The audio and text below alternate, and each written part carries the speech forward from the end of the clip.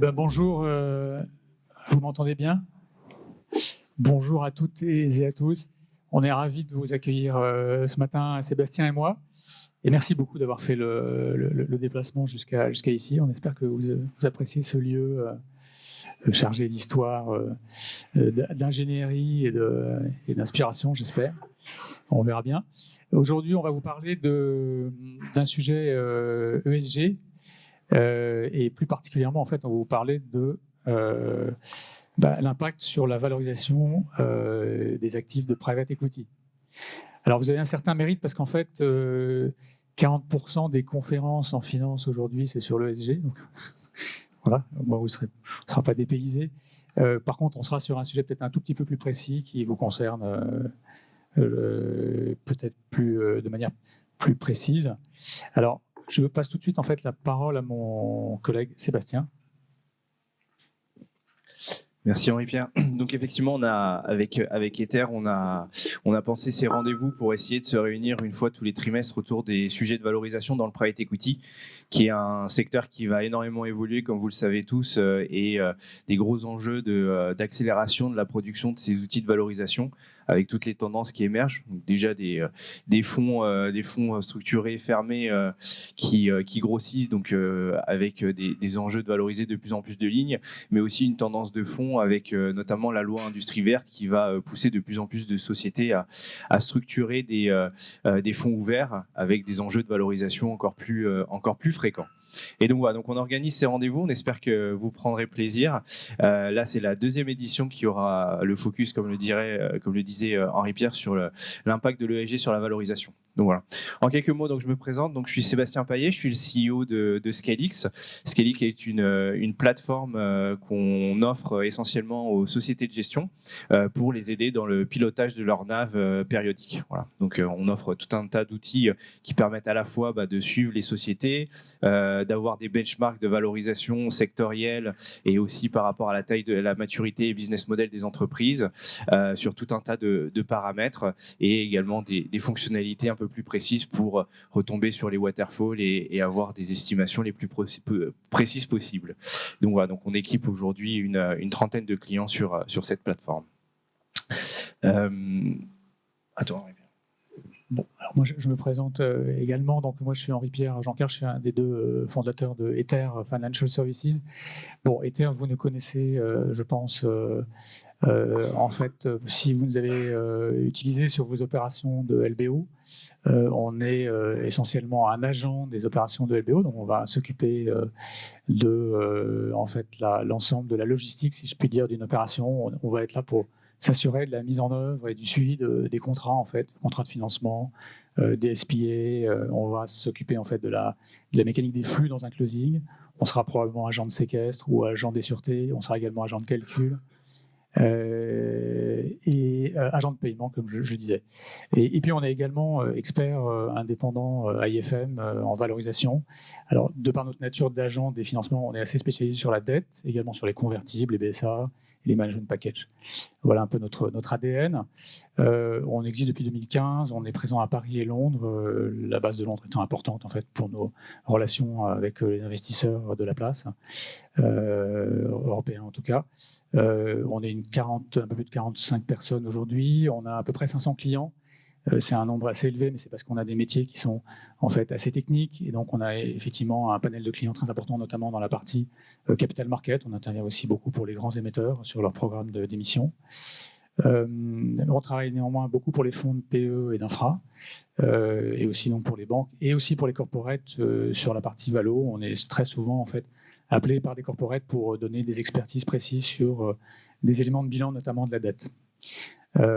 On effectue aussi à peu près 200 valorisations périodiques, que ce soit tous les jours, toutes les semaines, tous les mois, sur des instruments financiers, que ce soit donc c'est souvent de la dette d'ailleurs, de la dette non cotée et peu liquide, mais également sur des structurés, des produits un peu complexes émis par les banques pour certains corporates.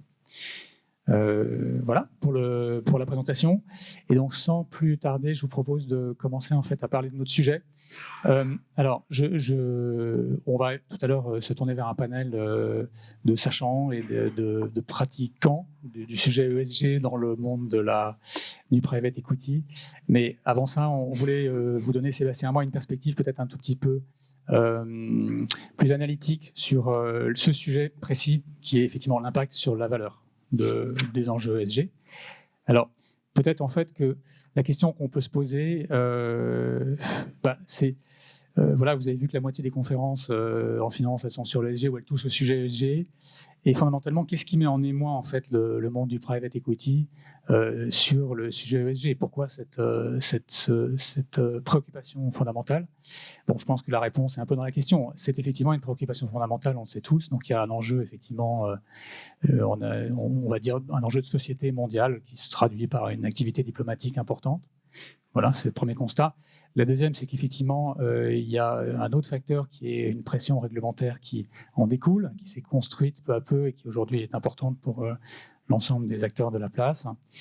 Il y a également une autre pression assez intéressante qui est la pression littéraire. C'est quand on a créé ce sujet, enfin qu'on a réfléchi à vous parler de ce sujet et qu'on a commencé à creuser un peu les choses, on s'est rendu compte qu'en fait, il y avait une littérature très abondante, énormément de rapports, d'études sur les impacts, les enjeux et leurs mesures. Et cette publication par les Big Four, les cabinets de conseil, etc., alimente quand même une prise de conscience, c'est sûr, et aussi une certaine pression, je pense. Il y a enfin il y a aussi un désir de s'impliquer. Il y a clairement des fonds qui ont pris des directions, on va dire, inspirées par une certaine philosophie, le désir d'aller dans un certain sens, mais il y a aussi des fonds qui ont pris conscience qu'il y avait un intérêt à faire les choses dans un sens plus ESG, en particulier parce qu'il y a pas mal de labels, de certifications qui existent et qui permettent justement de faire finalement une sorte de classification des fonds entre ceux qui suivent pas. Donc on va appeler ça peut-être le désir de s'impliquer, mais aussi la démarche de label. Il y a enfin d'autres facteurs que vous connaissez, qui est une pression évidemment des LPs, qui sont exigeants, qui deviennent très exigeants sur le sujet, avec une exigence un peu différenciée, il semble, pour ce qu'on peut voir, une exigence forte sur les CO2, enfin sur les enjeux de CO2, mais une préoccupation peut-être un peu moindre, par exemple, sur des sujets qui sont peut-être néanmoins très importants, comme la biodiversité, qui arrive quand même plutôt 7e, paraît-il, dans l'ordre de leurs préoccupations en matière de ESG. Il y a aussi une peer pressure, je pense qu'elle est évidente, vous êtes tous dans des fonds et il y a un peu une petite compétition, ou en tout cas une pression saine sur faire mieux que les autres dans ce domaine. Et enfin, il y a un sujet de risque clair, c'est qu'il y a des risques financiers associés à ne pas faire, que vous connaissez tous et sur lesquels on reviendra peut-être un peu. Voilà. Donc voilà pour les... Ah bah j'ai tout déroulé sur les différents sujets. Alors, c'est quand même intéressant de voir que il y a à peu près 30% des GPs qui sont effectivement engagés à réduire leurs émissions. Et quand on arrive à ces chiffres, vous allez voir que sur les chiffres, tout de suite, c'est un peu... Il y a une petite appréciation différenciée qui s'installe. Enfin, 30%, c'est pas si énorme que ça en vérité. Et en plus, c'est assez différencié selon que vous regardez les fonds en Europe versus, par exemple, les fonds aux États-Unis où l'engagement et la démarche est très clairement assez faible par rapport à celle de l'Europe. Et justement, en fait, quand on en vient maintenant en fait au sujet à la suite, c'est-à-dire en fait à l'intégration effective, aux résultats. La question qu'on peut se poser, c'est très bien, mais là où est-ce qu'on en est justement de cette prise de conscience? Qu'est-ce que concrètement on en est où? Et en fait, la réponse, c'est que c'est pas très simple d'avoir des statistiques. Moi, j'aime bien les statistiques et là, j'avoue que j'ai un peu ramé pour vous trouver des chiffres. Mais enfin, j'ai quand même trouvé des trucs sur les actifs qui sont dans les portefeuilles. En fait, aujourd'hui, le constat, c'est que il y a 22% des actifs qui ont clairement une stratégie ESG, publique, précise, documentée. 22%, c'est pas énorme, vous me direz. Donc voilà, premier constat. Le deuxième, c'est qu'en fait, ces stratégies ESG, il semble qu'elles concernent essentiellement des actifs qui sont à faible intensité carbone. Donc autrement dit, c'est peu pour les actifs faciles que vous avez des stratégies ESG publiques et précises. Alors, c'est pas totalement anormal parce que si je comprends bien, quand même, dans l'univers du private equity, on constate que à peu près les 2 tiers des actifs sont des actifs à faible intensité carbone et le tiers restant étant à forte intensité carbone. Donc, ça matche pas trop mal. Alors ensuite, j'ai un petit peu un scoop. Attendez, il faut que je le fasse bien. Alors, moins on pollue... Non, pardon, c'est pas dans ce sens-là. Plus on pollue, meilleur c'est pour le business. Et effectivement, pour les autres entreprises, celles qui sont effectivement à forte intensité carbone, la logique, c'est que, pardon, en fait, vous avez des marges plus élevées quand vous arrivez à délocaliser dans des pays, par exemple, qui sont qui sont moins disants en fait en termes de ESG. Voilà. Et malheureusement, c'est une actualité qu'on connaît tous et on la voit tous les jours. Vous êtes comme moi, vous avez écouté la radio ce matin et vous avez entendu que nos syndicalistes, par exemple, s'inquiètent de la disparition entre 200 000 et 300 000 emplois industriels en France à la suite de l'ensemble des annonces qui ont été faites récemment par Michelin, par Valeo. Et on est en train de voir effectivement ce sujet clairement d'une recherche du moindre coût et donc d'une délocalisation vers des endroits qui sont moins chers parce qu'effectivement ils sont moins disants en termes environnementaux et souvent sociaux, ça va de pair. Alors c'est un nom, ça s'appelle la prime au vice. C'est assez terrible à constater, mais ça existe et c'est quand même une force fondamentale, si vous voulez, contre laquelle la démarche ESG doit arriver à se constituer en rempart, en force d'influence et de réorientation. Voilà, donc il faut faire avec ça. Je pense que ça serait se voiler la face que de l'ignorer. Enfin, aujourd'hui, s'il y a effectivement un engagement des fonds, il y a même des fonds qui sont très engagés, des actifs qui sont très clairement orientés sur l'ESG, mais ils sont pas légion en fait. Ils sont même un peu marginaux pour les plus engagés d'entre eux. Et c'est un constat. Ça peut évoluer. Mais on en est donc un petit peu finalement à la lecture de ces 4 points au début d'une démarche plutôt que dans une démarche qui est relativement mûre. Alors il y a quand même des moteurs du changement forts, et heureusement. Et donc en fait, les voilà. Il y a tout d'abord des attentes des parties prenantes qui sont clairement de plus en plus exigeantes ou fortes. Qu'est-ce qu'on entend par les parties prenantes pour les actifs, pour vos actifs de PE? Effectivement, ce sont les clients déjà. Ce sont bien évidemment les investisseurs, mais aussi les banques, parce que en termes de financement, elles font payer la non-compliance. C'est également le régulateur, bien sûr, on en a parlé, c'est les employés, et plus généralement, effectivement, c'est la société, on va dire au sens large, sur les enjeux de durabilité et de responsabilité sociale. Il y a également un sujet de relocalisation que vous connaissez tous. Il y a une problématique intéressante d'aller vers des énergies qui soient plus fiables et qui soient plus vertes, en fait, pour des raisons, pour des bonnes raisons aussi. C'est-à-dire que dans un certain nombre de cas, en fait, elles sont moins chères que les énergies carbonées, ce qui est quand même un gros changement depuis quelques années. Et enfin, il y a un sujet de risque que vous connaissez aussi, qui est qu'il y a des risques financiers associés à, par exemple, une future taxe carbone, mais également des risques de perte de valeur importants. Il y a eu une étude de McKinsey qui était assez intéressante dernièrement, qui montrait justement qu'en fait, les pertes de valeur potentielles, chute du cours de bourse, perte de confiance des clients, etc., liées en fait à une non-compliance identifiée et forte, pouvaient être extrêmement significatives. Alors, ensuite, il y a une petite chose intéressante, c'est une question à se poser, c'est, bon, puisqu'on parle de valeur, comment est-ce que l'impact sur la valeur de vos portefeuilles, de vos actifs, peut-elle se concrétiser?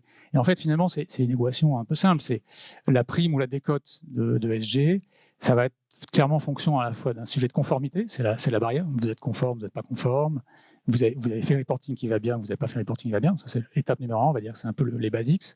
Et ensuite, il y a un sujet de performance, c'est comment est-ce qu'on mesure le degré de performance en termes d'impact sur les composantes E, S et G. Et la bonne nouvelle, en fait, c'est qu'il y a des réponses. Et il y a beaucoup de choses. Alors, si on est un peu analytique, on regarde E, S et G, voilà, comme catégorie. Ensuite, qu'est-ce qu'il y a comme principaux enjeux? Bon, voilà, vous les connaissez, hein, c'est CO2, biodiversité, déchets, conditions de travail, etc. Et ensuite, quels sont les outils et les cadres dont on dispose pour mesurer, analyser, encadrer, etc. Et alors là, la très bonne nouvelle, c'est qu'il y en a plein. Et là, j'en ai mis que quelques-uns, bien sûr. Et donc, c'est peut-être une bonne chose. On va voir que c'est aussi quelques conséquences. Après ça, il y a le sujet de la mesure elle-même. Qu'est-ce qu'on veut mesurer? Bon, là aussi, on sait ce qu'on veut mesurer. On veut mesurer. Il y a des outils, il y a des métriques, il y a les sujets du scope, il y a les sujets évidemment des indicateurs de biodiversité, des choses très simples, très basiques et très mesurables comme les taux d'accident du travail, etc., etc. Et après ça, il y a des outils, il y en a aussi pas mal, mais par contre, ils font moins l'unanimité. Et en fait, peut-être globalement, la question qu'il faut se poser, sur laquelle on pourra peut-être revenir, c'est dans cet environnement qui est assez complexe, en fait, et sur lequel il y a un grand foisonnement d'indicateurs, de cadres, etc., comment on fait pour arriver à faire émerger des mesures et des outils qui fassent un peu consensus. Voilà.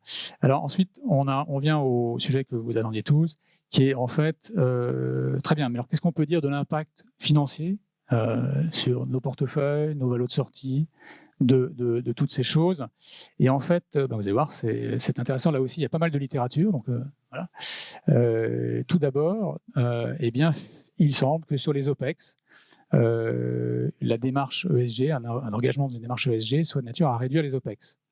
Alors, c'est un peu, vous me direz, il est sympathique, mais il y a deux slides, il nous a expliqué qu'en fait, polluer plus, ça rapportait plus. Bon, donc, où est la vérité? Ben, voilà, je la cherche comme vous. En tout cas, il y a des indications que sur les OPEX, ça pourrait avoir un effet réducteur. Sur les ventes, visiblement, effectivement, il y a des études qui démontrent qu'on peut faire plus 10% sur ces ventes. Potentiellement, ça serait un chiffre moyen quand on est engagé dans une démarche ESG versus un panel de sociétés qui ne sont pas engagées dans une démarche ESG. Bon. Voilà, il y a également un sujet de risque qu'on a identifié, et clairement là aussi il y a une réduction des risques perçus, réels, avérés, à voir, mais liés au fait que vous êtes engagé dans une démarche ESG. Et on parle plutôt des risques juridiques et réglementaires en premier lieu. Sur le financement, on en a parlé tout à l'heure, et ça on l'a tous vu, effectivement, il y a une réduction des coûts de financement quand vous êtes dans une démarche ESG. Bon, les banquiers l'ont bien montré, et aussi on le voit aussi sur les marchés. Et enfin, du coup, comment ça se concrétise au final sur les multiples de sortie? Ma foi, là aussi, il y a des études qui montrent que on va entre 1 et 20% de multiples supplémentaires. Donc, c'est assez significatif, si vous en conviendrez. Voilà, avec ça, vous avez effectivement le bottom line. Alors, Sébastien m'a tapé sur la main pour me dire attention, le temps file. Il a raison. Donc, j'avais fait des slides bonus sur l'externalité la plus mesurable et la plus, on va dire, la plus palpable, qui est en fait le prix de la tonne de CO2.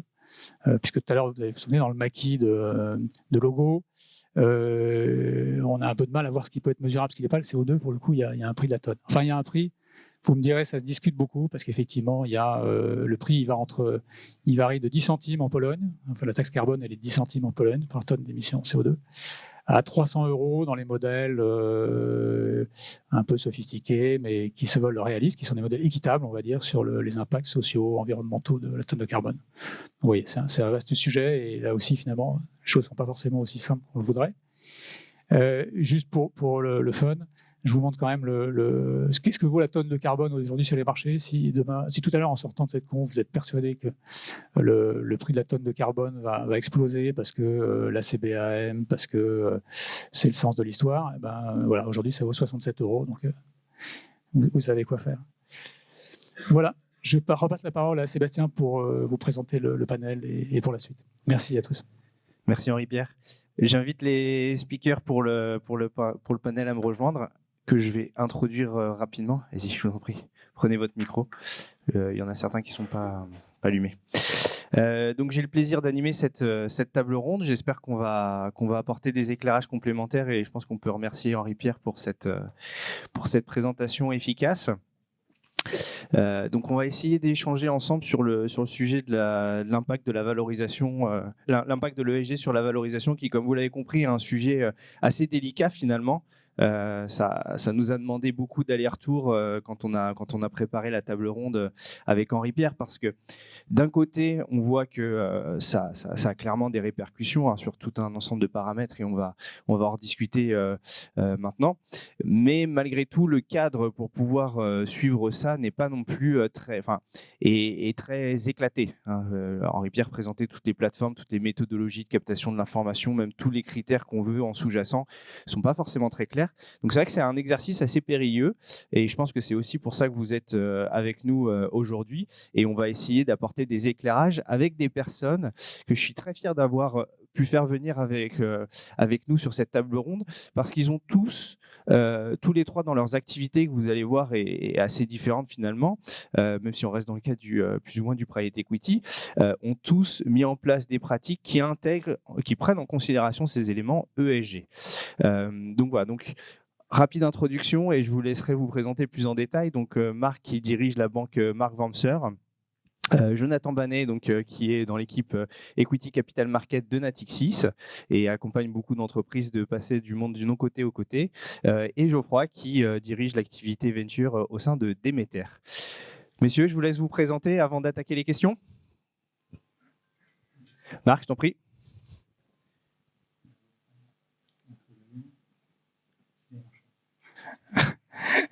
Merci. Donc, je dirige la banque Wamser frère, pas la banque Mark Wamser. Il y a mon nom, mais j'ai pas mis mon prénom dans le nom de la banque.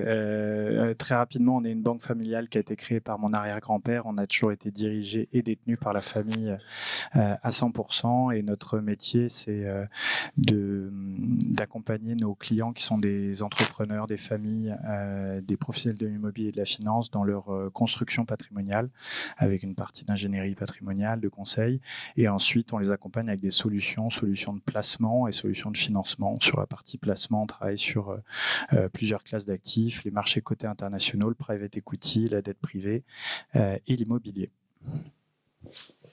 Bonjour à tous, donc Jonathan Banet, moi je travaille en syndication.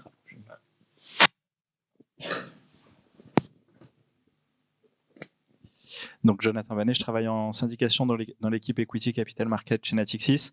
C'est vrai que je suis pas directement au quotidien dans le private equity, mais notamment à travers les introductions en bourse, on est assez confronté au monde du private equity.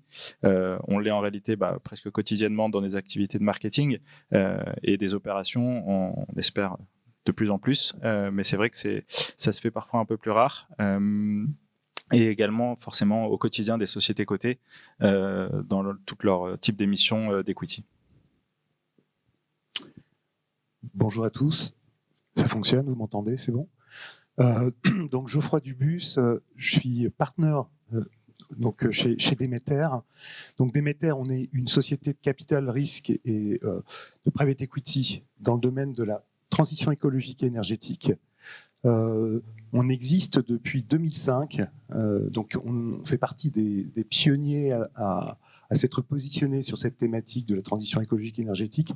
On a trois lignes d'activité, trois stratégies.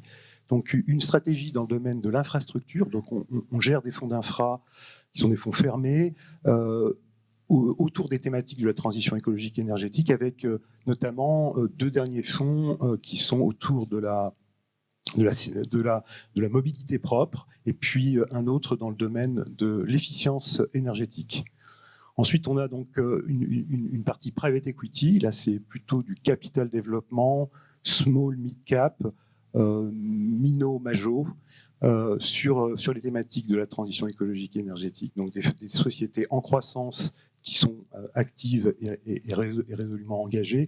Et enfin, la partie venture que je représente aujourd'hui, qui est le financement de sociétés plus jeunes, innovantes, à fort potentiel sur ces thématiques. Et les thématiques qui nous intéressent sont des thématiques autour des énergies renouvelables, autour de l'efficience énergétique, autour du smart city, du smart building, de la circularité, donc tout ce qui est économie circulaire, de l'agriculture et de l'alimentation. Merci beaucoup. Donc on va attaquer les questions. Pour vous donner un petit fil conducteur, donc on a préparé la table ronde autour de trois sujets que j'espère qu'on aura le temps de couvrir. Donc la première partie, on va plutôt essayer de discuter autour du pourquoi en fait. Pourquoi la valo peut être impactée par les sujets ESG. On va ensuite on va faire une deuxième partie plutôt sur les critères qui vont être les plus influents dans vos décisions. Et ensuite, on va finir sur un troisième élément qui est un petit peu plus terre à terre, mais malgré tout assez important, c'est comment on capte cette donnée et les systèmes d'information pour pouvoir le faire. Parce qu'une fois qu'on a dit qu'on mettait en place plein de pratiques et plein de modèles, maintenant il faut la donner en temps réel. Donc voilà. Et ensuite on ouvrira une petite session de Q&A. J'espère qu'on n'aura pas la question vous organisez une session ESG mais regardez la diversité autour de la table. On s'en excuse, on avait essayé mais malheureusement certaines personnes ne peuvent plus venir aujourd'hui. Première partie, le pourquoi. Donc, quand on a lancé l'organisation de cette table ronde, sur la précédente table ronde, on avait une personne qui était intervenue de chez Ciparex et qui avait dit, et ce qui était aussi l'élément moteur de cette journée, un peu plus de 40% des deals de M&A ne vont pas au bout parce que les entreprises ne sont pas compliant sur des sujets ESG. Et donc ça nous avait interpellé avec Henri Pierre. Et donc du coup, aujourd'hui, sur cette première partie, on aimerait redescendre ensemble avec nos intervenants, selon eux, quels sont les principaux facteurs qui vont entraîner justement des évolutions de valorisation? Où est-ce que sont les attentes des acteurs pour justement entraîner cette valorisation vers le haut? Jonathan, est-ce que ça te va de prendre la parole? Parce qu'effectivement, on peut regarder ça au travers des exits et finalement, l'introduction en bourse est une des exits potentiels qui peut amener justement à concrétiser justement cette différence de valeur. Ouais, alors déjà l'introduction en bourse, au-delà de l'ESG, c'est vraiment ouvrir le capot d'une société. Le rôle des banques dans le cadre d'une introduction en bourse, c'est aussi un petit peu de faire toute la partie due deal pour le compte du marché. Donc dans ce cadre-là, on a pour responsabilité de vérifier que tout fonctionne tel que la réglementation le prévoit. Et c'est vrai que depuis quelques années, la réglementation ESG s'impose à toutes les sociétés cotées. Ça va évoluer encore, notamment avec la CSRD, mais disons que de toutes les façons, les fonds le demandent. Et donc, ce que demandent les fonds, par définition, on doit le fournir. Une introduction en bourse, ça peut paraître un peu complexe, mais au final, c'est une audience et attirer l'audience la plus large possible de manière, si on le souhaite, tirer un peu la valo vers le haut, même si c'est pas forcément comparable avec un deal M&A ou un deal c'est plus comparable avec un deal de levée de fonds, on va dire. Donc voilà, de par l'activité, ouvrir le capot des sociétés, comme je dis, ça s'impose. Et c'est vrai que dans ce cadre-là, l'ESG, historiquement plutôt le S et le G, étaient très regardés, mais le E également, puisque au fur et à mesure des années, le reporting et les demandes des fonds d'investissement sont très portées également sur ces aspects-là. Donc, on va dire, de par ces demandes, le monde du coté a été peut-être un peu en avance de phase par rapport au monde du private equity. En tout cas, c'est comme ça qu'on l'a un peu vécu, puisque encore récemment, dans des opérations d'introduction en bourse, on voit que la partie reporting, notation ESG, finalement demande beaucoup de temps et beaucoup de refonte pour les sociétés privées, et qu'elles n'avaient parfois pas anticipé tous ces sujets-là. On a aussi quelque chose qui est assez symbolique, c'est que souvent, on voit des notations et des ratings qui sont faits au moment de l'introduction en bourse qui s'améliorent au fur et à mesure du temps très rapidement pour une société qui finalement n'a pas beaucoup évolué dans son fonctionnement. Et donc simplement, année après année, elle se fait aussi à ce reporting et à ces notations, et elle arrive finalement il y a aussi un côté communication, et à communiquer mieux sur ce qu'elle fait et ce qu'elle fait bien.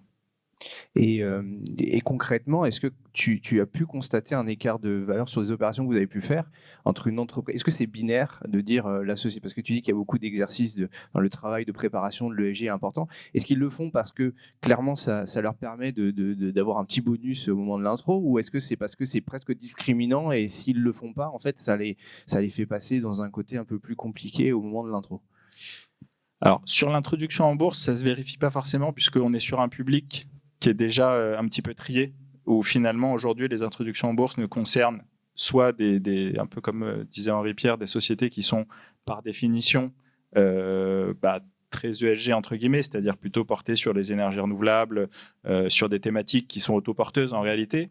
Et donc on a essayé avec nos équipes de recherche de regarder plutôt sur des sociétés déjà cotées, et pour deux sociétés similaires du même secteur, de même activité, si une pouvait être mieux valorisée que l'autre, et si ça pouvait expliquer, alors effectivement c'est pas, il y a tellement de paramètres qui rentrent en ligne de compte, mais les éléments qui vont vraiment agir en réalité, c'est l'audience, comme je disais tout à l'heure. Donc forcément, mieux vous êtes noté, mieux vous reportez aussi, plus d'audience vous allez avoir, et à la fin c'est un marché d'acheteurs et de vendeurs, donc plus vous avez d'acheteurs, forcément ça tire vers le haut.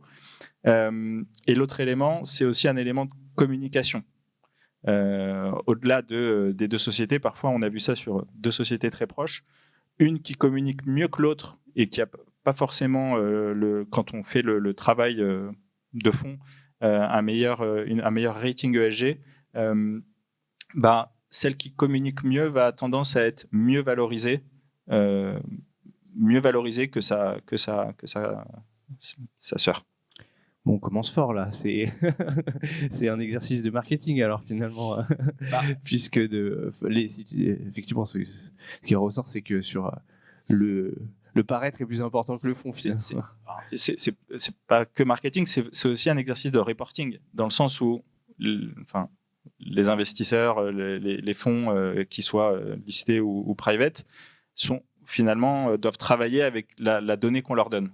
Et donc, oui, c'est sûr qu'il y a un gros travail de données à faire. Après, encore une fois, j'ai dit, on est sur un monde qui est déjà un peu trié, entre guillemets. Donc, c'est sûr que si vous êtes très carbone génératif, à la limite, on n'en tient pas compte, puisque de facto, vous allez vous priver d'une grosse partie des fonds. Et donc, de par l'audience, finalement, pour répondre à la question, ça va avoir un impact de valorisation.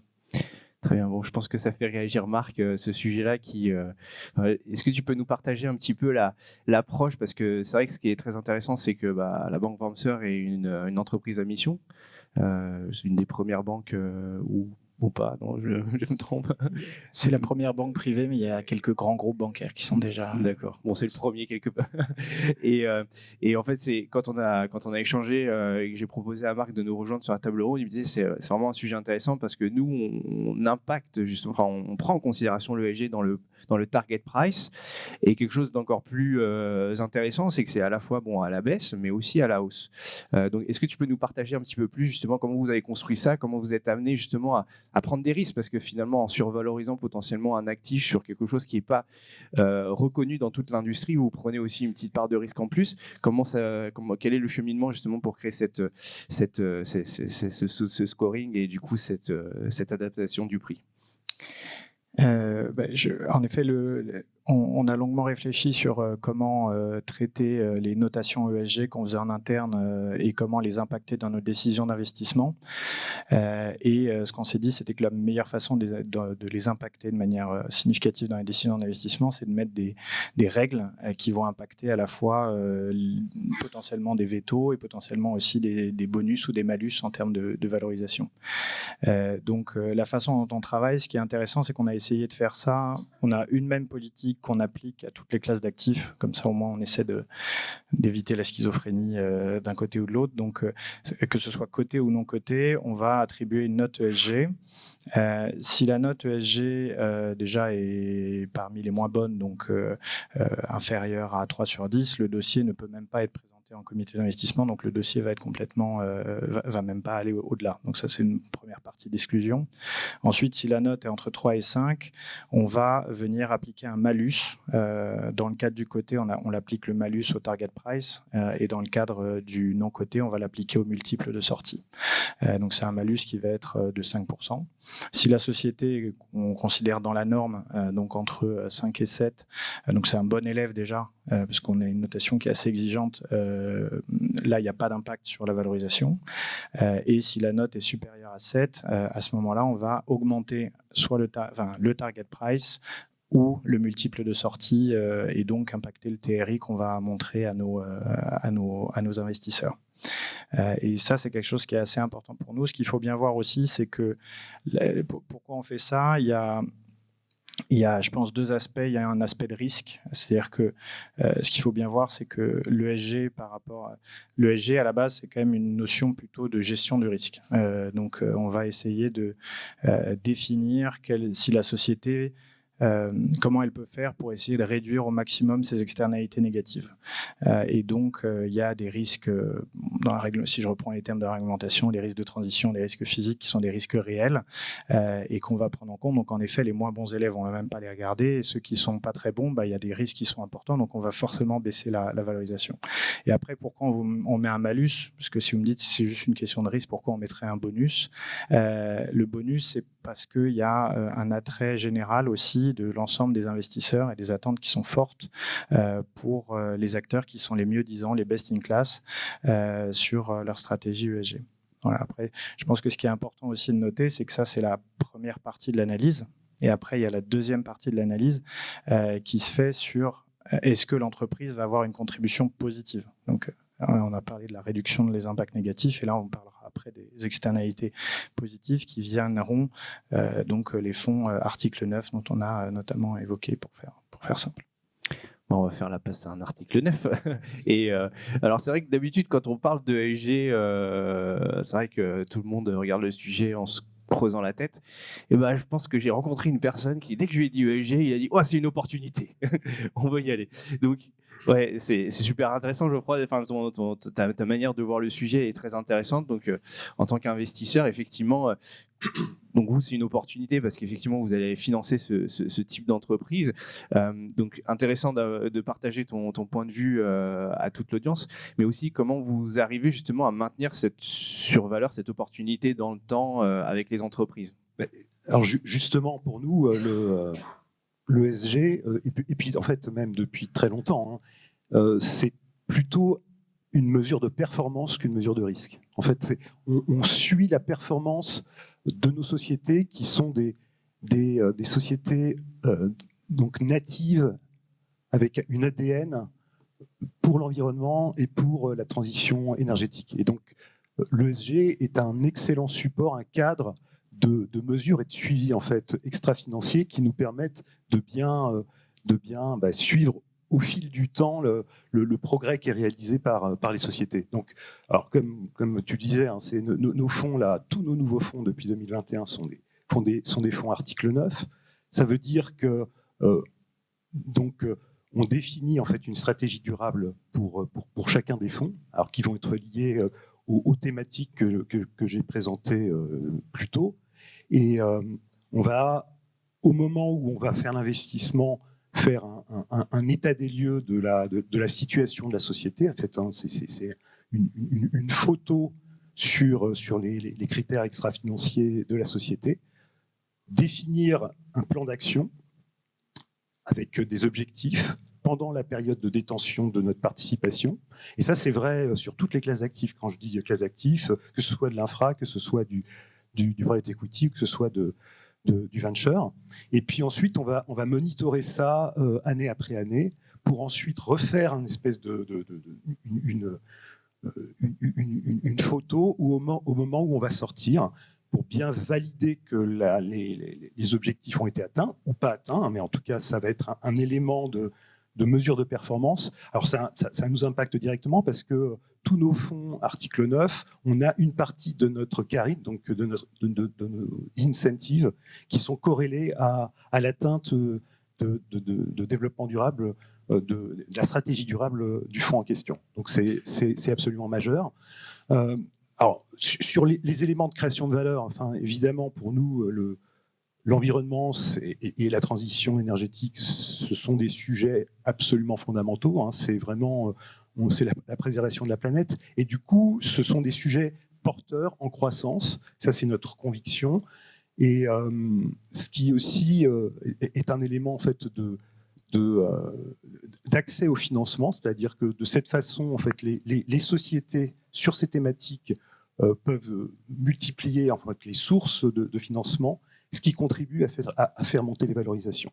Et c'est en tout cas un élément de delta de valorisation, de premium qui sont directement liés au secteur.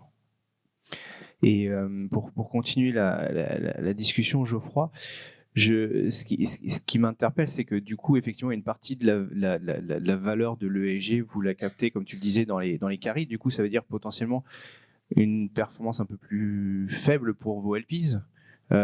Si effectivement vous enlevez une partie de la valeur financière qui est détachée de... Le carry, c'est pas pour les LPs. Oui, non, mais justement, ça réduit la performance globale. C'est-à-dire que, alors, nous, on est du coup, c'est-à-dire qu'il faut, on a un objectif durable qui est défini et partagé avec nos LP. Donc, c'est quelque chose que les LP absolument, son contributeur partage et même nous demande. Ça fait partie de l'objectif et c'est aussi un moyen pour eux de recevoir ce financement. Donc, en fait, c'est toute une chaîne où à la fois la réglementation, à la fois on parlait de la demande de l'ensemble de la société que contribue et de cette façon l'ensemble de la chaîne reçoit ce financement. En fait. Donc c'est un élément déterminant dans toute la chaîne. Oui, bien sûr, c'est vrai que c'est tout l'enjeu et je pense qu'effectivement l'objectif c'était de parler de différents facteurs. Il y a aussi le facteur réglementaire qui a beaucoup évolué et beaucoup de financements publics aussi qui sont à destination de fonds article 9. Toi, Marc, est-ce que du coup vous avez dû faire pas mal de travaux de recherche justement pour backtester vos modèles et voir effectivement si ce bonus vous allez pouvoir le répercuter dans le long terme. Est-ce que vous avez déjà des premiers retours d'expérience, des opérations où effectivement ce bonus est justifié parce que de toute façon la société va avoir un retour financier supérieur aux attentes si elle n'était pas forcément au top d'un point de vue ESG? C'est le sujet, la question piège. Non, en backtesting, c'est un peu compliqué d'avoir vraiment faudrait faire des statistiques très long terme. Ce que je peux donner, c'est quelques exemples concrets. On est en train de travailler sur des co-investissements dans des fonds, dans des entreprises qui sont durables par leur activité. Et pour le coup, on constate de fait un premium sur les prix pour les meilleurs acteurs par rapport aux autres acteurs du secteur. Et ça, c'est quelque chose qui est assez évident. Nous, la façon dont on analyse un métier, c'est d'avoir une vision. C'est une vision qui était un peu créée par mon grand-père, donc qu'on n'a pas changé depuis. Donc c'est du bon sens. C'est une vision assez long terme. Et quand on investit dans une entreprise, que ce soit pour le côté ou pour le non-côté, c'est avec une vision qui est de pouvoir garder l'actif un certain temps. Et donc on estime que ce qui est intéressant, c'est le target price à la sortie dans 5 ans. Quels seront les éléments dans 5 ans? Et donc en effet, dans 5 ans, pour moi, notre conviction, c'est que le premium sera encore plus fort pour les meilleurs acteurs dans 5 ans. Et après, peut-être pour rebondir sur un exemple aussi concret sur la différence entre l'activité et l'ESG, qui sont deux éléments un peu différents. Il y a un exemple concret, on est en train de travailler sur un dossier qui a un impact par son activité extrêmement fort sur le climat parce que c'est sur des équipements industriels et en renouvelant le parc, eux ils vendent des équipements industriels et ces équipements industriels, en les renouvelant, on diminue très significativement les émissions de gaz à effet de serre. Donc l'impact carbone, il est extrêmement fort, extrêmement suivi. Par contre, quand on a fait notre notation ESG, on est arrivé à une note de 4,4 sur la partie environnement. Et donc on s'est dit mais pourquoi? Et en fait ce qui est intéressant, c'est que une partie des notes ESG au sens large, c'est sur de la formalisation aussi. Est-ce que l'entreprise a une politique sur le carbone? Donc ça, c'était oui. Mais est-ce qu'elle avait une politique sur la biodiversité? Non. Est-ce qu'elle avait une politique sur l'eau? Non. Est-ce qu'elle avait une politique sur d'autres aspects? Donc en fait, on avait une dizaine de questions. En fait, la note n'était pas si bonne que ça. Parce que aussi, plus l'entreprise jeune, enfin moins structurée et mature, moins elle va avoir cette structuration de politique E, et cette structuration de politique E prend à une vision holistique, pas uniquement sur uniquement le point clé. Et donc là, ce qui est intéressant, c'est que nous, ce qu'on se dit, c'est que déjà par l'activité, elle va avoir une valeur créée qui sera intéressante et avoir un vrai intérêt.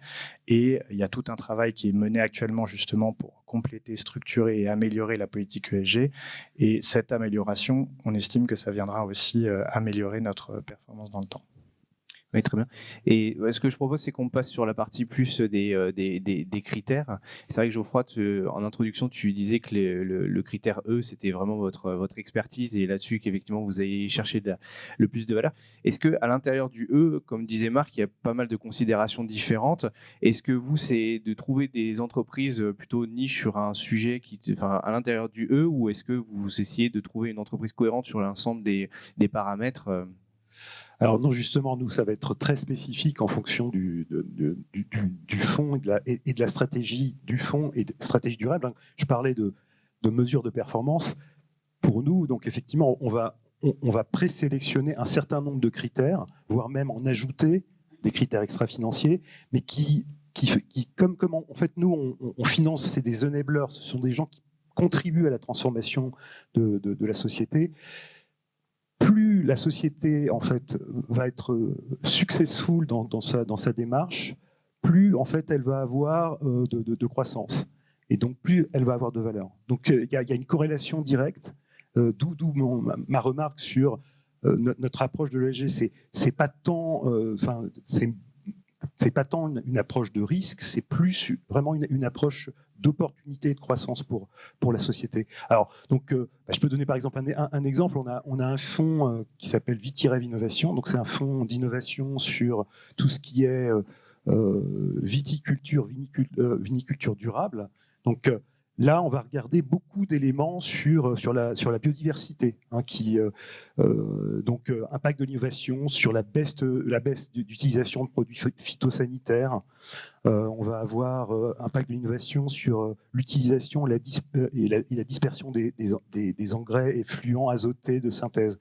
Donc, on va avoir un suivi de toute une série de critères sur l'environnement, et qui seront des éléments directement liés à la performance de la société sur son marché, et qui sont les éléments que vont rechercher leurs clients. Et donc on va faire une espèce de matrice au point de départ. Donc quel est le point de départ de la société au moment où on investit? Et donc il y a des éléments qui seront positifs, qui seront intermédiaires ou faibles, et puis on va suivre cette matrice au fil du temps. Et ce qu'on espère, c'est que au moment où on va revendre la société, la société soit le mieux positionnée sur les différents critères qui sont suivis. Mais donc c'est vraiment du spécifique. Oui, c'est très niche. Et toi, Jonathan, donc quand tu présentais effectivement le sujet plutôt entreprise cotée, tu disais que le sujet S et G étaient des éléments qui étaient suivis depuis longtemps. Est-ce que à l'intérieur justement de ces paramètres S et G, vraiment il y en a qui sont discriminants, on peut penser l'impact négatif sur la communication si effectivement des éléments qui tombent plus dans le social sont mal maîtrisés. Est-ce que tu as des retours d'expérience là-dessus, et des critères qui ont vraiment un impact, s'ils sont pas maîtrisés, vont vraiment peuvent être catastrophiques, quoi? Ouais, bien sûr, on a des exemples très concrets, et c'est vrai qu'on est venu on a eu tendance en fait à séparer le E du S et du G. Le S et le G étant un petit peu, comme tu dis, comme on en avait discuté, un peu intrinsèque finalement à toute évaluation financière, là où le E est un peu plus nouveau, ce qu'il fait, il y a quelques années, il a un peu écrasé les autres critères.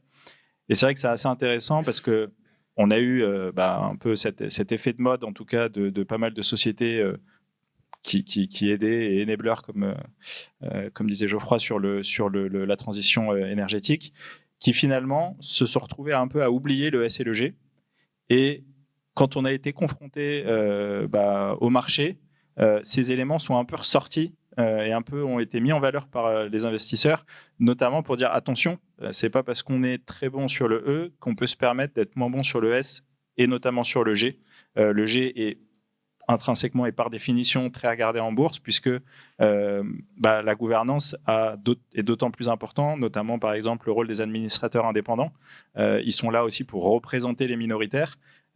Et c'est vrai que parfois, certains entrepreneurs qui aiment bien malgré tout avoir contrôlé leur société ont pu essayer de passer un peu à côté de ces éléments.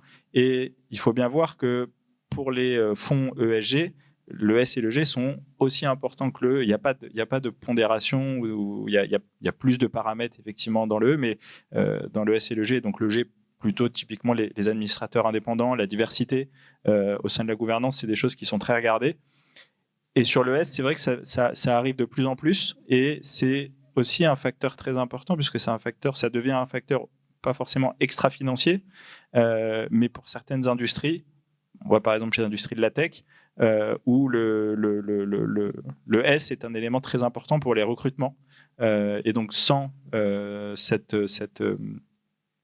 bonification, entre guillemets, ou cette bonne notation sur ces aspects-là, ça se retrouve aussi dans le business. Donc c'est de plus en plus regardé, et on est vraiment, je trouve, dans un espèce de cycle 2 de l'ESG, où on était un petit peu trop focus sur le E, et maintenant on est vraiment sur tout l'ensemble des paramètres. Oui, Marc, quand on préparait la table ronde, et Alain, tout à l'heure tu soulignais le sujet de la société qui n'avait pas une très bonne notation initialement sur le E, même si elle avait une entreprise plutôt à impact, parce que ça, effectivement, vous pouvez le prendre en considération et voir que la note moyenne pouvait évoluer, et ça, vous étiez prêt à le soutenir. Ce que tu disais dans la préparation, c'est que finalement sur le G, c'est beaucoup plus binaire, quoi. C'est si la société et pas en ligne ou à une mauvaise note G gouvernance, là ça la disqualifie et vous vous positionnez même pas, quoi. C'est deal breaker. C'est si tu peux revenir un petit peu sur ce paramètre là, et effectivement c'est la manière dont tu interprètes le S et le G dans ta grille de lecture. Oui, tout à fait. C'était une remarque qu'on avait, enfin une démarche qu'on a entreprise plutôt d'abord sur notre équipe gestion cotée. Et en effet, ça revient sur ce que tu disais, c'est-à-dire que nous, une note G qui est inférieure à la moyenne, même si le E et le S sont très bons et donc la note G est correcte, on n'investira pas. Donc c'est le point sur lequel on est le plus vigilant. Donc ça, c'est quelque chose qui est extrêmement clé sur la partie cotée. Et évidemment, on a mis la même chose, puisqu'on veut être cohérent, sur la partie non cotée. Et après, sur la partie non cotée, c'est un petit peu différent, parce que généralement, on co-investit à côté de fonds qui, eux, ont c'est leur rôle numéro 1, en fait, la gouvernance. Donc, généralement, ils mettent en place les meilleures pratiques de gouvernance sur ces acteurs-là. Mais ça, c'est le cas, c'est ce qu'on regarde de manière très précise. Et c'est généralement pas un sujet sur les fonds mid-large cap majoritaires ou même minoritaires qui ont déjà beaucoup de place, mais c'est plus un cas qu'on va regarder notamment on a une activité sur le venture, on va prêter à des entreprises, de jeunes entreprises qui parfois n'ont pas sont détenus à 100% par le dirigeant fondateur. Et là, ça va être un sujet extrêmement clé pour nous de voir comment faire pour faire en sorte que le G ne soit pas deal breaker. Mais il y a un certain nombre de dossiers qu'on n'a pas fait parce que justement, il y avait trop de pouvoir, notamment au sein du dirigeant fondateur qui avait tout l'actionnariat, mais pas que. Oui, justement, si on peut rentrer un tout petit peu plus dans le détail sur le G, est-ce qu'il y a quelque chose qui, à l'intérieur justement de vos critères, qui va être très qui va avoir un impact sur votre analyse de risque beaucoup plus importante que d'autres? C'est quoi? C'est l'ownership de la société? Comment vous prenez en considération ce G pour que ce soit aussi Non, en effet, ce qu'on regarde beaucoup, c'est les administrateurs indépendants, ça c'est sur la partie cotée. Le G, c'est un petit peu le seul où on a un peu adapté les questions par rapport aux classes d'actifs, parce qu'on ne peut pas demander à une start-up, si elle a des administrateurs indépendants, un code d'éthique et de conduite et ainsi de suite aux plus grandes normes. Donc on a un petit peu adapté, mais en effet sur la partie cotée, c'est beaucoup ce qu'on va regarder. Ça va être sur les controverses, ce qu'on va regarder, ça va être beaucoup justement tous les codes, justement pour s'assurer que il y a tous les éléments qui sont mis pour éviter d'avoir des scandales qu'on a pu voir sur plus connu étant hors pair, mais il y en a d'autres sur les entreprises.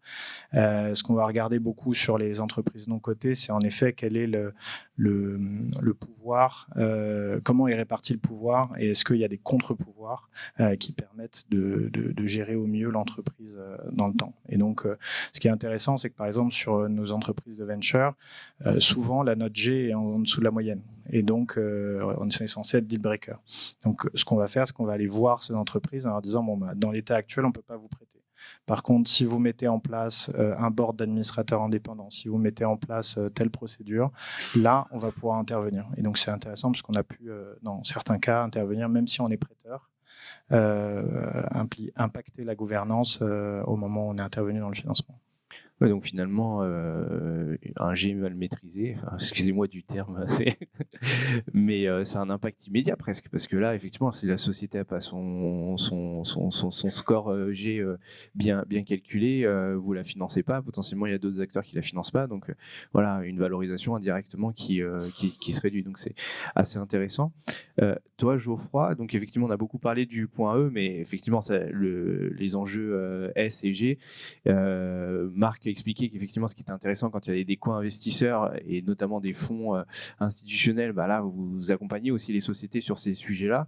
Voilà, est-ce que vous avez eu des cas d'entreprises pour lesquels, effectivement, mal maîtrisés avaient eu des impacts négatifs ou bien maîtrisés ou ont surperformé par rapport aux autres? Non, mais je pense que c'est une très très bonne illustration de finalement accéder au financement. Donc nous, quand on intervient sur des sociétés qui sont toutes jeunes, parfois c'est des équipes de moins de 5 personnes au départ, et puis ensuite on va structurer les équipes. Donc il y a le S et le G, c'est notre métier, je dirais, depuis toujours. Donc structurer les équipes, les professionnaliser, travailler sur la gouvernance et sur la structuration de la gouvernance, les contre-pouvoirs, l'introduction de board members indépendants. Alors aussi, maintenant, on s'intéresse à la diversité de genre. Bon, mais vraiment, c'est solidifier, construire la résilience et la capacité d'exécution des sociétés. Et enfin, les investisseurs en private equity et en venture, ce sont des investisseurs qui vont regarder, le premier critère, ça va être l'équipe et la gouvernance. Et donc, finalement, c'est un élément essentiel dans la possibilité et finalement les éléments de financement de chaque tour successif. Donc il y a la dette, mais il n'y a pas que la dette, il y a l'equity, et une société qui est bien structurée, qui est perçue comme constituée d'une équipe bien complémentaire, sachant bien exécuter, elle va être mieux valorisée, elle va avoir plus d'intérêt de plus d'acteurs, plus de financeurs, les situations de mise en concurrence seront nettement plus favorables pour ces sociétés et donc une meilleure valorisation. Excellent. Bon, ça répond à pas mal d'éléments de l'objectif du panel. Je propose qu'on fasse quelques minutes sur le système d'information parce que tout ça, ça fait de la donnée à capter. À la fois, Geoffroy, je me permets de rebondir avec toi parce que quand tu parlais effectivement de votre activité, vous avez effectivement le sujet E qui est clé. Et en plus, ce que tu disais, c'est que vous étiez sur des enablers potentiellement niche dans certains secteurs et que vous adaptiez en plus les critères d'impact que vous allez suivre dans le reporting. Voilà. Comment vous en sortez aujourd'hui? Parce qu'effectivement, et à quelle fréquence vous récupérez ces données? Parce que je pense que certains points de données sont plus compliqués à mettre en place sur des fréquences. Oui, non, ça c'est un sujet, donc en amélioration continue. Donc effectivement, on utilise des outils finalement de saisie des données. Alors donc on a un reporting périodique. Comme je l'ai dit, on a des sociétés qui sont établies, qui peuvent même avoir des équipes ESG, donc pour lesquelles la saisie de la donnée, la captation de la donnée n'est pas un sujet majeur, mais pour les petites sociétés, c'est les équipes dirigeantes qui doivent s'en charger. Donc ça c'est un sujet. Du coup, on essaie d'automatiser et de simplifier au maximum le travail de remontée d'informations. Alors nous, on le fait sur une base annuelle aujourd'hui, voilà, et on va avoir donc un questionnaire qui est un questionnaire de place, qui est le questionnaire plutôt BPI France et France Invest, qui sera le point, le questionnaire standard est partagé par tous les investisseurs. Et puis ensuite, on va rajouter des questions complémentaires qui vont être propres à la stratégie durable du fonds. Et donc, on va avoir des questions qui vont être spécifiques en fonction de la stratégie durable du fonds. Est-ce qu'il y a une demande pour que ce soit plus fréquent? Parce que sur une base annuelle, ou ça suffit aujourd'hui à votre relation avec LPs? Déjà, vu la complexité, la quantité d'informations qui est demandée aux sociétés, je pense que ça suffit. Et puis, on verra de la manière dont ça va lui. Mais aujourd'hui, une fois par an pour suivre l'ensemble de ces critères, c'est déjà très bien. Oui, parce que finalement, c'est des critères assez fondamentaux de la société. Donc, et vous, Marc, effectivement, donc vous avez cet audit. On a beaucoup parlé de due diligence finalement au moment où vous investissez. Comment vous arrivez à faire le suivi? Quelle fréquence aussi? Est-ce que vous appuyez sur votre questionnaire interne que vous envoyez aux sociétés? Comment vous avez structuré toute cette approche de suivi? Là aussi, selon classe d'actifs, ça a beaucoup varié. Sur le côté, c'est là où on a le plus de données accessibles de manière quasi instantanée. Enfin, instantanée, après les entreprises le mettent à jour régulièrement. Après, c'est un casse-tête pour toutes les récupérer, bien les mettre dans les bons reporting réglementaires, mais c'est pas le sujet du jour. Sur le non-côté, on intervient aux côtés de fonds.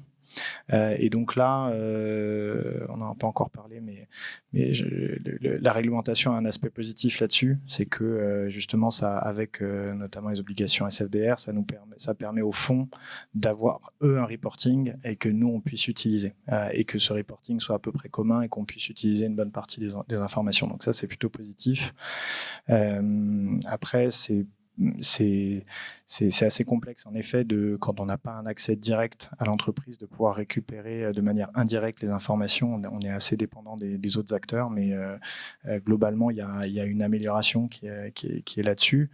Après les difficultés qu'on peut voir aussi, c'est que pour avoir le plus de data, il faut avoir des fonds article 9 et en fait les fonds article 9 justement, il y a certains acteurs qui ne font pas de fonds article 9 à cause justement des contraintes de reporting notamment. Pour autant, ils auraient des actifs qui pourraient être éligibles, une stratégie qui pourrait être éligible, mais par souci, on va dire, de simplicité et de gain de temps, ils ne vont pas jusque-là. Donc, c'est vrai que nous, ça nous empêche d'aller récupérer la data.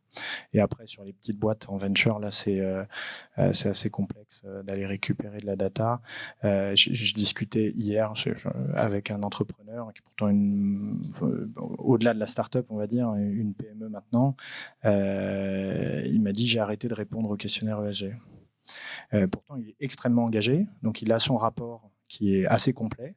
Et en fait, il envoie le rapport et il dit je ne réponds pas parce qu'il a 4 banques et 3 fonds. Et il m'a dit c'est plus possible, quoi. Donc parfois on est obligé de faire avec ce qu'on nous donne. Alors bon, là en l'occurrence, il a des reportings qui sont assez poussés, donc normalement on peut récupérer une bonne partie de la data. Mais c'est vrai que la complexité où chacun va avoir son dans le non-côté, chacun va avoir ses propres questions, ses propres indicateurs, c'est complexe. Ouais, ça, je peux l'attester. J'ai fait la même démarche. On fait notre propre reporting ESG parce qu'une fois, j'ai reçu, pour vous dire, c'est le revers du sujet, mais une fois, j'ai un de mes fonds d'investissement qui m'a envoyé son questionnaire ESG, m'a demandé si je reconditionnais mes Macs. J'ai dit, les Macs, parce qu'on avait du turnover. J'ai dit oui, et il m'a demandé les numéros de série des Macs reconditionnés. Donc, à partir de ce moment-là, je me suis dit que de toute façon, et en plus, j'ai plusieurs fonds, donc chaque fonds avait son reporting différent, et à un moment donné, on peut pas non plus passer tout son temps à faire ça. Donc effectivement, ça va être l'enjeu de l'harmonisation. Et du coup, ce sujet sur la bourse, ce qui est intéressant, c'est que toute la donnée est finalement disponible. Il y a la réglementation qui apporte un petit peu plus d'homogénéité, mais encore, on est au tout début là sur le ESG. Comment vous allez à retraiter? Parce que j'avais fait un travail et une entreprise va communiquer d'une manière qui va finalement pas l'arranger, mais va quand même communiquer sur. Non, mais c'est exactement ça. Après, je pense que le monde du côté va essayer d'aider là-dessus. Et moi, j'y suis confronté à la fois sur le private, parce que quand on passe du private au côté, on voit que c'est vraiment un enjeu. Il y a des choses qui n'ont pas forcément été anticipées, mais je pense qu'il y a déjà la réglementation CSRD qui va aider à partir du 1er janvier prochain ça va concerner surtout les sociétés cotées au début, mais année après année, ça va descendre. Et je pense que c'est exactement ce que disait Marc, c'est-à-dire qu'aujourd'hui, on a un modèle de notation par fonds, et la société, dans le côté idéalement, provide une série de données. Dans le privé, forcément, on voit que c'est plutôt une série de données par fonds, donc forcément, ça représente un travail énorme. Je pense qu'il y a aussi un travail de normalisation à faire, des outils qui sont désormais de plus en plus mis en place par les sociétés. Quand j'entends que des dirigeants doivent doivent répondre aux questionnaires, je pense que c'est pas forcément son rôle. Après qu'ils l'étudient et qu'ils prennent des actions dessus, évidemment, mais qui soient à l'origine de la donnée, je pense que clairement il faut qu'il y ait des outils. On en voit de plus en plus pour les sociétés cotées, mais aussi pour les sociétés privées qui vont vers la cotation. Donc ça va faire partie des outils de gestion. On a des outils de comptabilité, on aura des outils de reporting ESG. On voit qu'on arrive sur les reportings financiers à avoir une certaine normalisation et qu'on arrive à lire aussi bien des comptes, des rapports financiers, que ce soit dans le privé, dans le public. Donc, il va falloir qu'il y ait aussi cette homogénéité. Aujourd'hui, ça s'est fait par les fonds. En fait, à l'origine, la finance, c'est plutôt fait par les reportings. Aujourd'hui, c'est les fonds qui étaient demandeurs et qui avaient leur propre modèle. Il va falloir que les sociétés s'harmonisent et donnent une série de données similaires pour tout le monde, et ensuite chacun de faire son propre modèle, comme c'est déjà le cas finalement dans les exercices financiers. Super. Bon, on est pile poil dans les temps. Ce que je propose, c'est qu'on ouvre une petite session de Q&A. Est-ce que dans l'audience, ça a entraîné des interrogations? Est-ce qu'il n'y aurait pas une bulle ESG qui serait en fait, comment peut-on comparer une valeur liée à une demande? On a besoin d'avoir du critère ESG dans les portefeuilles des investisseurs, versus une rentabilité, un price-earning ratio, un EBITDA, une vraie valeur financière qui est la question du financier. Alors, qu'est-ce qui veut... Je vous laisse avec ça. Peut-être Jonathan. Je vais déjà essayer de diviser la question. Je vous propose de diviser la question en plusieurs parties. Il y a la partie de la bulle, il y a la partie de la valorisation, il y a la partie des agrégats financiers. Sur la bulle, en tout cas, s'il y en a une, je pense qu'elle est plutôt pas forcément sur l'ESG dans son ensemble, mais on l'a un peu abordé. C'est plutôt sur le E. Clairement, qu'il y a pu y avoir une bulle. En tout cas, nous, en bourse, on l'a vécu. Je pense que ça a été également le cas probablement en private equity, même s'il y a un besoin. Donc, mais au niveau de la valorisation, il y a peut-être eu effectivement une bulle. Après, il y a des éléments de plus financiers qui sont les agrégats et la valorisation. Moi, je vais peut-être juste répondre en partie sur la partie valorisation. Si on décompose ce qui fait une valorisation, c'est-à-dire le coût du capital, le bêta, le coût de la dette, selon les études, je pense qu'il n'y a pas forcément de vérité, mais selon les études, oui, on peut voir des effets qui sont liés aux critères ESG sur le coût de la dette, comme on le voyait tout à l'heure. Sur le coût de l'equity, ça va être du coup plutôt lié au bêta. Là-dessus, en tout cas, c'est pas mon rôle de le faire, mais nos équipes de recherche ont regardé, c'est pas évident au jour d'aujourd'hui. Et en tout cas, c'est pas évident à démontrer en tout cas.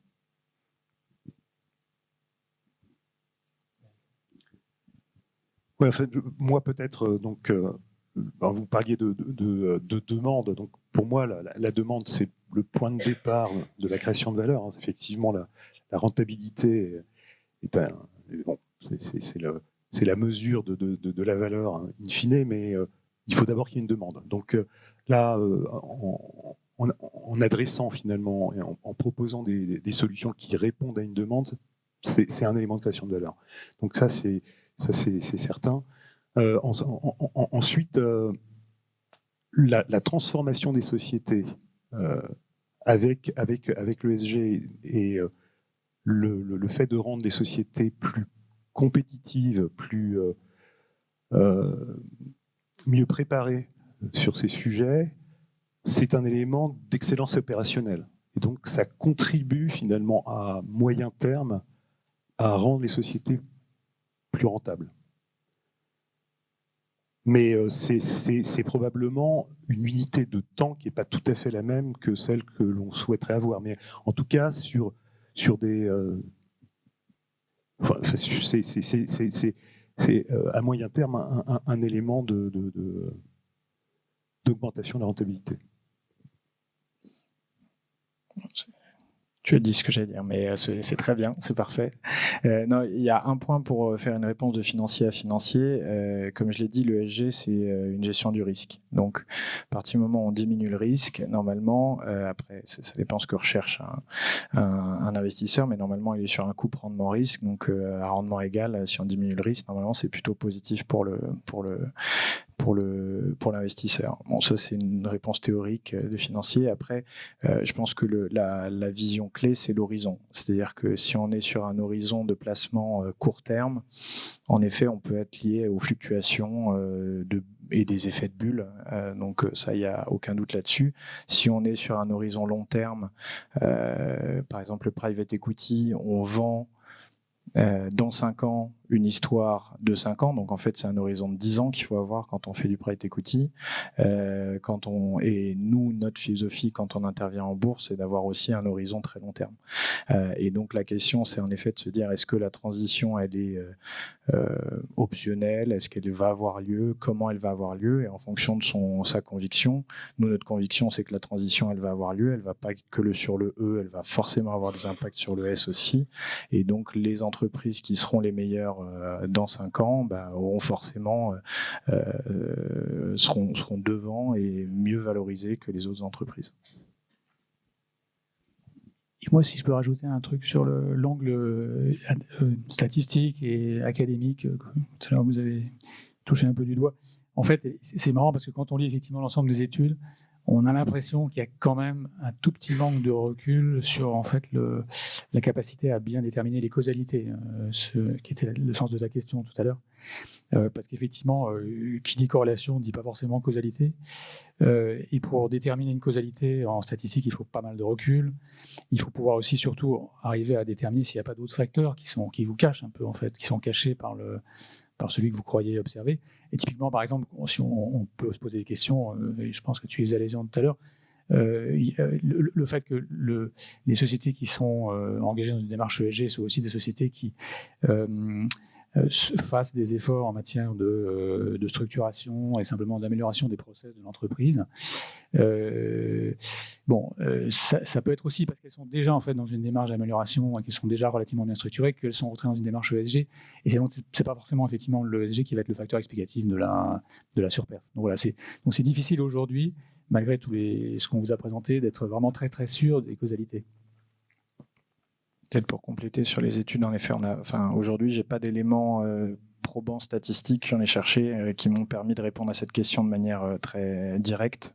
Et c'est une question que posent mes clients régulièrement.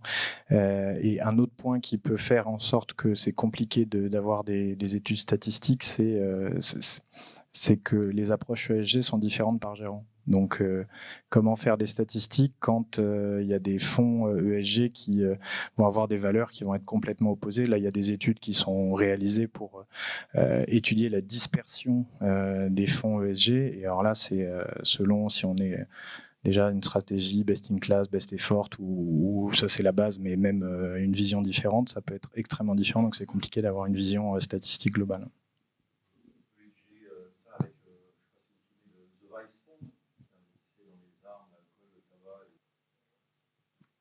Qu'est-ce qui veut rentrer dans un petit peu de méthodo Ouais, alors, les questionnaires, c'est des questionnaires de 60 à 80 questions, donc c'est assez complet. Sur le cas du S, donc on va effectivement faire des mesures d'écart de valorisation. On est attaché dans les notions d'alignement d'intérêt, parce que bon, une société, c'est une communauté. Ce qu'on souhaite, c'est que on aille tous dans la même direction de développement. Et donc, sur les alignements d'intérêt, les notions de partage de valeur sont aussi importantes. Donc, on va mesurer ces éléments. Bon, la diversité de genre intervient et les écarts je les ai mentionnés, les écarts de rémunération sont mesurés. Après, On va mesurer évidemment tous les sujets au niveau du carbone. Je l'ai dit, hein, les déchets, l'impact des déchets sur la biodiversité. Si la société est productrice d'énergie, la nature de la production, est-ce que c'est une énergie qui est renouvelable ou non? Enfin, c'est assez vaste. Alors, je vais essayer de le prendre sous un angle un petit peu plus théorie du signal. En fait, ce genre de mesures, c'est un peu des moyens de prévenir certains scandales, entre guillemets, qui pourraient arriver. Donc, on l'a vu, sans forcément citer, mais qu'un manque de mixité pouvait amener certaines dérives au niveau des équipes. On a vu que aussi le fait de manquer parfois de diversité ou de mixité dans les équipes pouvait amener à ne pas forcément avoir les meilleures personnes aux meilleurs postes. Donc finalement, c'est un petit peu... C'est là où on dépasse un peu le critère de la valorisation pure et on est plutôt dans la mesure de la performance. Et c'est plutôt dans ce sens-là. Et clairement, il y a un côté risque parce que effectivement, ça peut prévenir certaines dérives, mais il y a aussi un côté performance dans le sens où je pense que ce qui compte pour un investisseur, c'est de savoir qu'il a la meilleure équipe et pas forcément une équipe qui est recrutée pour des raisons autres que performance. Oui, non. Chaque critère est pris. Il n'y a pas de pondération en fonction de l'impact pour répondre directement à la question. Est-ce qu'on a une autre question?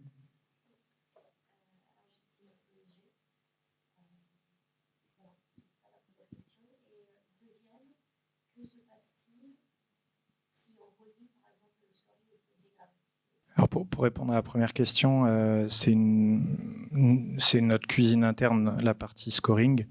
Donc nos clients, quand ils nous donnent un mandat de gestion, ils nous font confiance sur comment on sélectionne nos entreprises.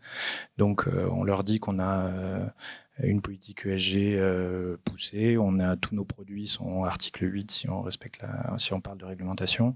Et donc qu'il y ait un bonus, un malus ou pas, on rentre pas forcément dans le détail avec nos clients privés sur ce sujet-là. Sur l'évolution, sur le côté, on a une évolution. On refait les notations ESG régulières. Et donc, en effet, ça nous fait réévaluer notre target price. Et donc, si en effet, on a une note qui passe en dessous de 7 ou même en dessous de 5, ça va venir diminuer notre target price et ça pourrait nous amener à estimer qu'on n'a plus d'intérêt à avoir cette société en portefeuille et donc à la vendre. Donc ça, c'est des choses qui arrivent. Sur le non-coté, c'est quelque chose qu'on veut mettre en place, de continuer à faire la notation au fil du temps. Par contre, la façon dont on travaille, qui est du co-invest, on n'a aucun levier sur la sortie. Donc là, on est un peu embarqué. Donc, il faut bien faire le travail au départ, surtout. Parce qu'après, c'est intéressant pour nous, mais on a peu de levier d'action. Tu parlais du questionnaire BPI déjà. Oui, mais là, on parle de valorisation, donc les techniques de valorisation. Donc ça va pas mal dépendre des classes d'actifs, hein, donc c'est des approches qui sont différentes. Et puis finalement, il y a un marché qui est l'élément déterminant pour nous, ça va être la sortie, c'est la valeur à la sortie. Et donc c'est après, on va utiliser pendant la période de détention de la participation des métriques qui seront des métriques traditionnelles, qui seront des métriques financières. L'extra-financier intervient plus sur les perspectives, sur le potentiel et sur la création de valeur future, mais on utilise des critères financiers traditionnels pour la valeur un instant donné. Est-ce qu'on a une dernière question? Non, c'est bon. Bon, super. Il ne nous reste plus qu'à remercier et applaudir nos intervenants de la table ronde. Merci beaucoup, messieurs. J'espère que vous avez pu prendre des notes intéressantes et que on espère avoir entraîné un engouement autour de ce sujet-là. En tout cas, nous on continuera à faire ces tables rondes et on espère que vous serez présents. Merci beaucoup.